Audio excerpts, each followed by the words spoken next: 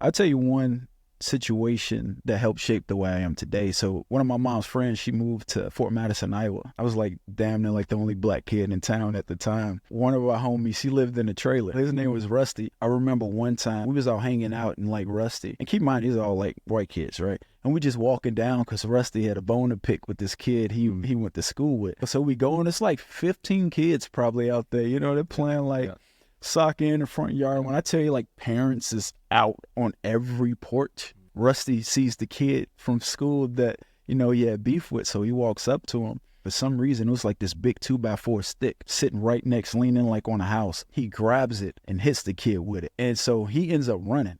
Keep in mind, when he did that, the kid started crying. Yeah. The parents is on the porch. Watching the whole thing. See the thing, me and my friend Mitch, we're like, yeah, let's get out of here. So we started walking down the street. A cop car turned the corner, right? And he started slowly creeping down the street. And he's like, hey, you boys go back down there. And we're like, we're just leaving. We don't have nothing to do with that. We didn't have anything to do with it. We came with the kid. Yeah. He was like, don't make me get out the car. So we walked back down there.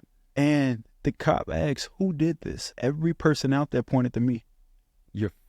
Every person out there pointed to me. Wow. And that was the first time I experienced like, holy shit. I used to always hear about racism, but that was the first time I actually ever experienced it. And I couldn't believe it. In a moment where most people would have thought that like, oh my gosh, I was like shocked, but not in a good way, but not in a bad way. It didn't even feel real. I'm like, no way. You know, like literally dead ass, like, yo, he did it. The parents, they put me in a cop car, and at this point I'm like crying because I'm like, what in the world? And I'm like looking out the window crying to my friend Mitch because I'm like, yo, how is this possible? Everyone seen who did it. Even the kid who got hit knows who hit him. They took me to the police station. I'm in there and I'm like super crying. And so we had to call my mom. So my mom called and the cop's just like blowing smoke. He's just like, oh yeah, you're going to juvenile, this and that. And I'm like, yo, I did not do it. Like everyone, my mom, she comes like an hour later. I don't think we had cell phones at the time. So someone had to get a hold of her and she comes to the station and she's in there crying. And I'm trying to tell like, I did not do it. I wouldn't say I snitched. I said, just call Mitch. The parents were saying they wanted to press charges, all this other stuff, right? And since I was a minor, they let me go,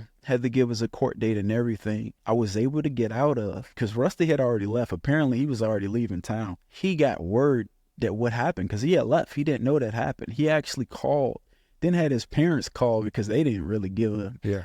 They know how Rusty was, you know? Right. And had to tell him like, no, my son did it. But that was the first time I experienced that. Like, you know, I might have heard of it like in movies or something like that and possibly in history class, but maybe it was strange why it was like, I wouldn't say I was intrigued by it, but I'm like, that's insane. Like it's a whole, and I just wanted to keep experiencing life because I was so limited from it. So that was the first time where I was like, yo, I got to get out of here. I got to move around any chance I get. If it's a field trip that can get me out the city, I want to go because there's a lot more out there I have to see and I have to learn.